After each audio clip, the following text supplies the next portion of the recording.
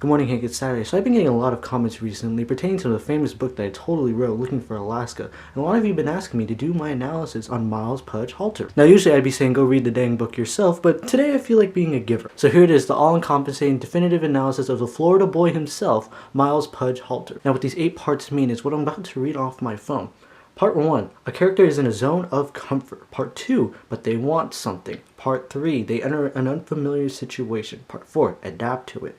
Part 5, get what they wanted. Part 6, pay a heavy price for it. Part 7, then return to their familiar situation. And Part 8, having changed. If you doubt the validity of this structure, trust me, try it on any character in any show, any movie, any story, whatever. Try it out, and I'm telling you it works. So, let's start with Part 1. Part 1, a character's in a zone of comfort. At the beginning of the book, we are met with our main character / narrator, Miles Halter, who has the strange quirk of remembering last words. Miles is tired of his life in Florida. This is what we call his comfort zone. He's used to this boring, uneventful life. You may think we're already at his second part, but hold your horses, cowboy. I still got a lot to say. We can imply that he's been comfortable in his life in 2 ways. First off, he's a junior in high school. It seems pretty obvious, actually. Don't you think someone would not wait until they're a junior in high school to do something with their life? Page 3 reads, although I was more or less forced to invite all my school friends, i.e. the ragtag bunch of drama people and English geeks I sat with by social necessity in the cavernous cafeteria of my public school, I knew they wouldn't come. By context of this quote, this proves that Miles has been doing this all of his life. So that leads us into Part 2, they want something. So Miles, living the boring life that he has, now he wants to do something with it. He decides he wants to go to his father's boarding school, Culver Creek. Located in Alabama, this place is long and far away from Florida. But this isn't exactly what his great perhaps is. The great perhaps, of course, is what I read off my phone, is spoken by the French Renaissance writer Francois Rabelais. I hope I didn't butcher that. At his deathbed, which reads, I go to seek a great perhaps. What this means for Miles is finally he can find adventure that he's been looking for.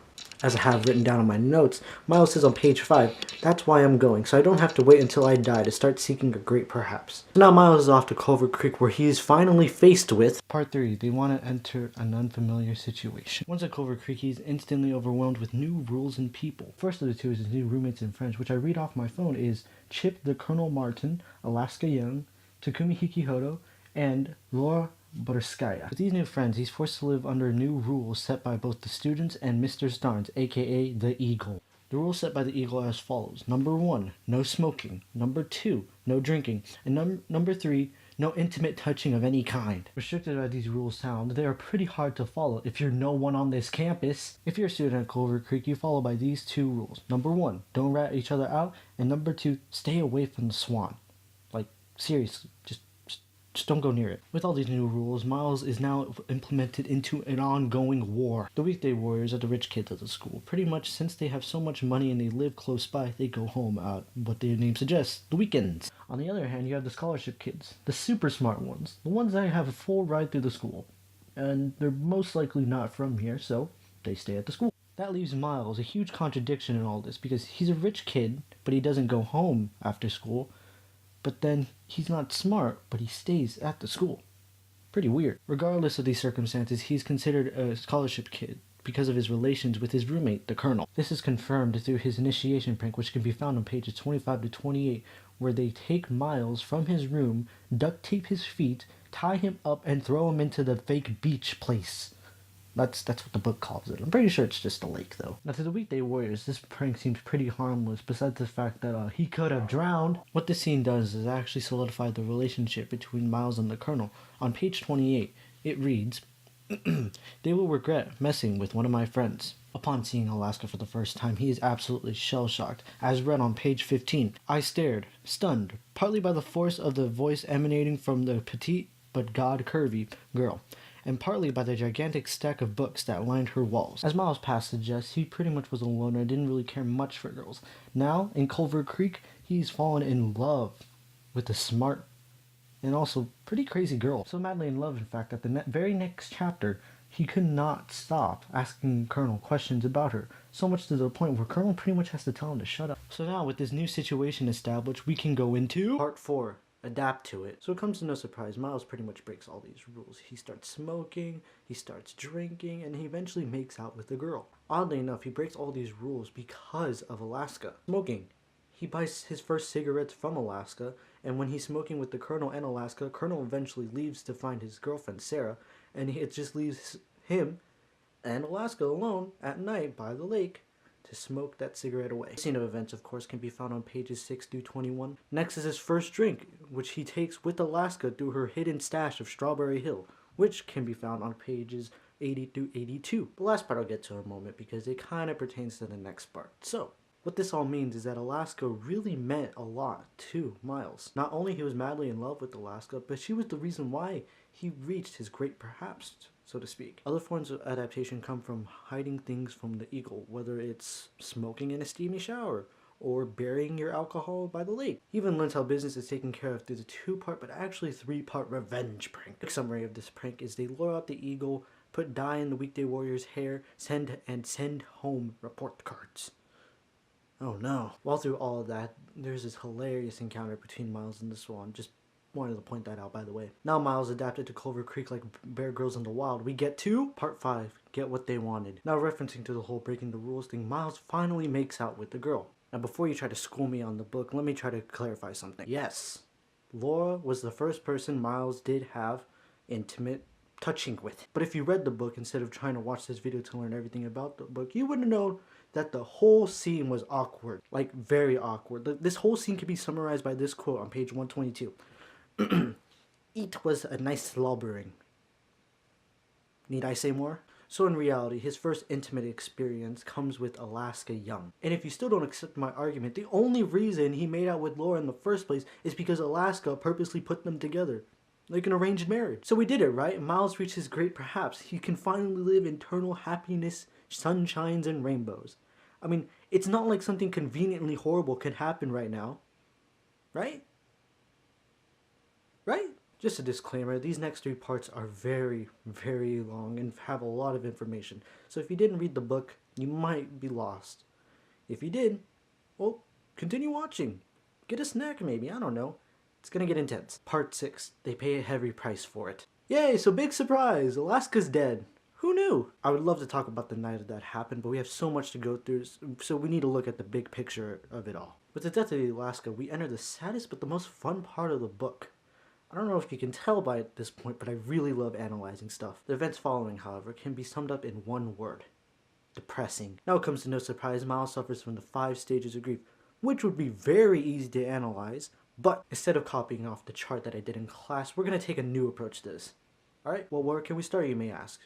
Well, first off, we can start with one thing, insanity. According to the good old Webster Dictionary, the definition for insanity reads, a severely disordered state of the mind, usually occurring as a specific disorder. That may be read as a dated definition on the website, but I assure you, insanity is always correlated with disorder. Now you may be questioning me right now, thinking, does this guy even read the book? Does he even know what he's talking about? What does this have to do with anything pertaining to the book? Okay, I get it. Jeez. You know, just let me talk. I got this. Alright? Anyway, Miles is suffering from a severe disorder. It's something that we've all most likely felt. Heartbreak. Now this may seem a little weird, but hear me out on this, alright? Now it comes to no surprise, when you break up with your significant other, you most likely will feel heartbreak.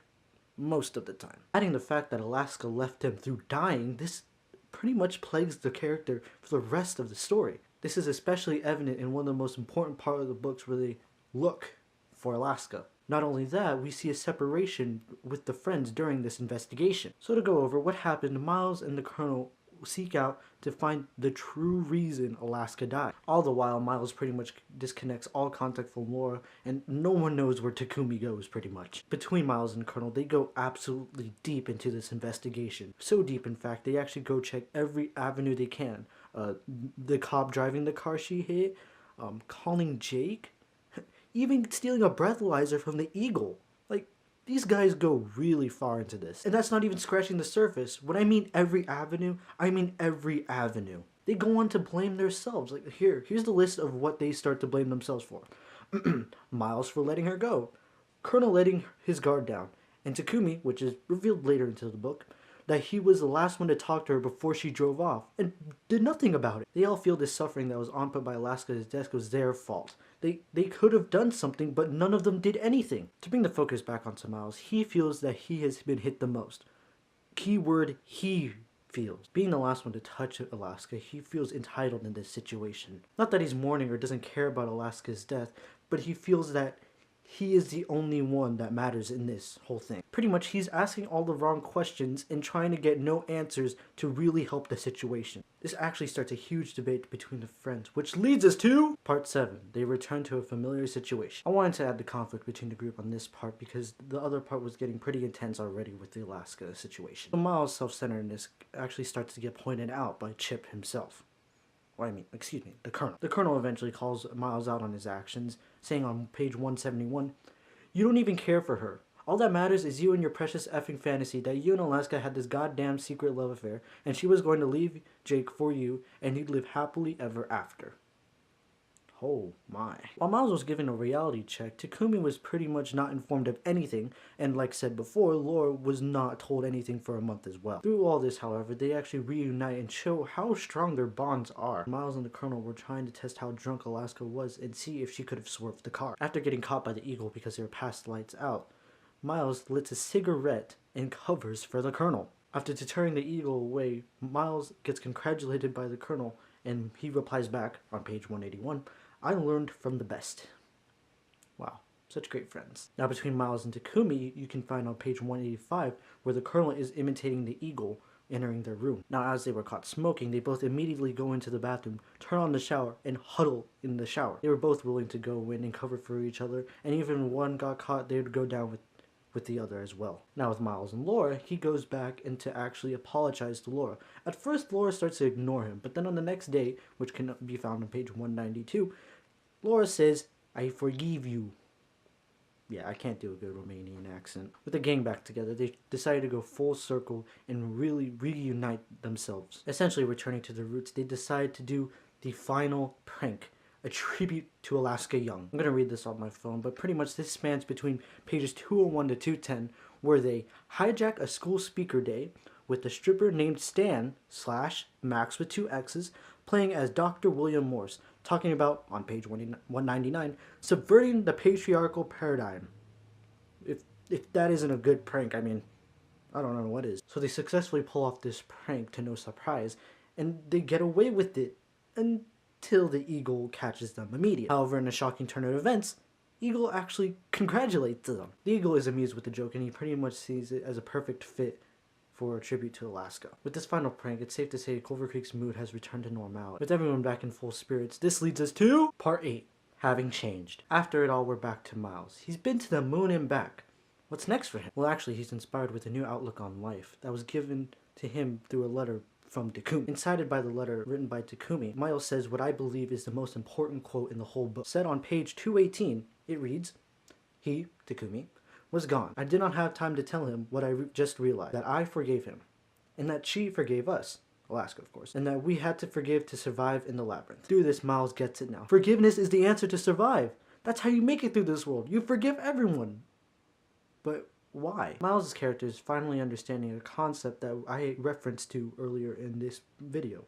Heartbreak. Now, he doesn't have some unspoken love for Takumi, but it's the concept of the heartbreak he understands. The core idea of a heartbreak is you feel empty inside, like you're missing a piece to your puzzle. Miles has realized without forgiveness, that void will never be filled. For us to go through the labyrinth, we have to go through hardships. To overcome those hardships, Miles sees that you can't hold grudges. Those grudges are filled with regret and always questioning yourself that you could have done something better. Just like these characters, you think that anything could have changed the situation. You know, for Miles, maybe he shouldn't have made out with Alaska, or he should have not let her go. Or the Colonel, he should have not let his guard down and let her go. And also Takumi. He should have thought that something was up, but he let her go anyway. But the characters come to realize they can't change the past. What they have to do is change their futures. And to change their futures, they gotta do something in the present. If they don't do anything now, they'll feel worse in the long run. Through trying to figure out ways to change the situation, you forget that it already happened. And there's nothing that can change that. As life goes on, we have to move on as well. We can't just keep looking behind us and trying to fix what went wrong. And no one sees this more than Miles. He can't go back and change the events. It doesn't matter if he wants to have Alaska forever now. It's gone. It's over. And unfortunately, he needs to realize that life goes on. Through that, the characters forget that they can't change the situation. There's nothing they can do about it. It already happened. Miles finally realizes that life goes on we need to move on as well. The only way to solve this is by forgiving everyone before it's too late. Hank, I'll see you on Monday.